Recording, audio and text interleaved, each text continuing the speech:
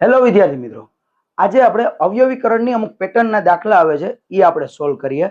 દાખલા તરીકે આવું આપ્યું હોય કે 56 plus under root 56 plus under root 56 plus under root એવી રીતના ઇન્ફાઇનાઇટ સુધી જતું હોય, તો આને કેવી રીતના કરવું? તો જોવો, અહીંયા પહેલા તો શું કરવાનું, તો કે અહીંયા જે સંખ્યા તમને આપી છે એના તમારે એવા બે ભાગ પાડવાના કે બે ક્રમિક સંખ્યા આવી જોઈએ. તો 56 ના એવા બે ભાગ પાડો તો શું આવે? તો કે આવે 7 8 56. બોલો, 7 અને 8 કેવી ક્રમિક સંખ્યા કહેવાય. પછી શું કરવાનું, તો કે અહીંયા કઈ નિશાની છે? તો કે પ્લસની. જો પ્લસની નિશાની હોય તો આ જે અવયવ પડ્યા હોય ને એમાંથી આ મોટી સંખ્યા આપણો જવાબ બની જાય. આ રીતના ઇન્ફાઇનાઇટ જતું હોય તો બોલો આપણો જવાબ શું બને? તો કે 8 આપણો જવાબ આવશે. આ જ રીતના જો ઈ જ વસ્તુ છે પણ અહીંયા માઇનસ છે. શું છે?